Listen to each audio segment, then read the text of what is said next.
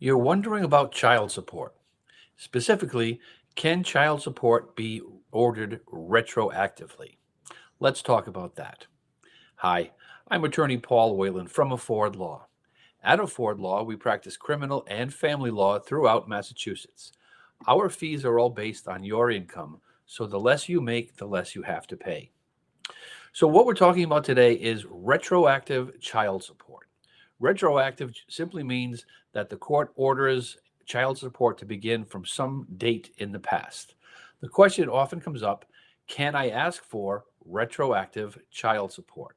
Well, as most things in the law and in life, I suppose, go, the answer is it depends. It largely depends on the relationship between the couple, the legal relationship between the couple. If the couple were married and if the child was born during the course of the marriage, while the both parents were married, in that case, child support can generally not be retroactively ordered.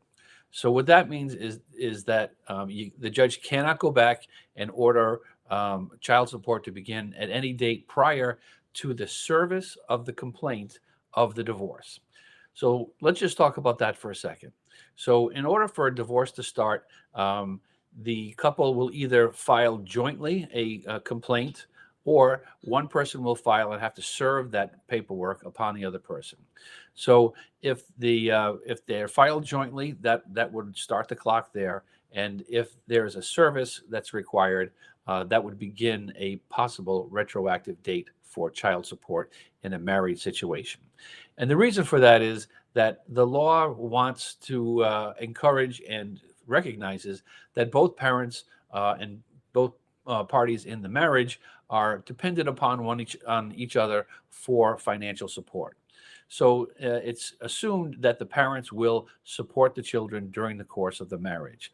So therefore, it's assumed that the parent has been supporting the child for basically the length of the marriage, during the course of the marriage. So that's why that rule is in place.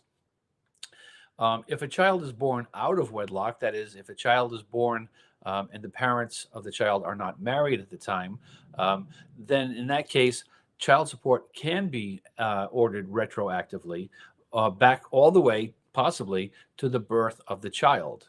So that can go back, years. If let's say you have a child that's 3 years old, you're not married, and you're splitting up. That's not a divorce, that's a paternity action. But for child support purposes, basically it's the same thing. So the judge would go through the same analysis and the same sort of structure in determining child custody and child support. So if the couple's not married, the custodial parent can ask the judge to go all the way back to the birth of the child in order that the child support begin on the child's birth date, the original date of the child's birth. This is particularly common, and the court will be more likely to enforce such a retroactive child support date if the parent was not supporting the child and not living with the child for a period of time. So if the parent is basically out of the child's life for a period of time leading up to the paternity action, a judge is more likely to entertain the idea of setting a retroactive child support date.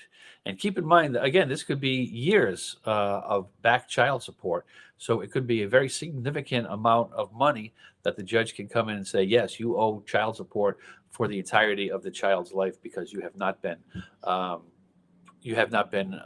financially supporting the child, and now you must basically step up to the plate and do the right thing and pay for the child, even back to from the time of the child's birth. So keep that in mind, because obviously that can run you into a lot of trouble with trying to come up with a bunch of money that you might not be expecting. So if the judge says, "Hey, you owe 5 years of child support because the child's 5 years old," that's going to probably impact you quite a bit financially. So if you have any questions about family law or criminal law matters in Massachusetts, please feel free to give us a call. I'd be happy to answer any questions you might have.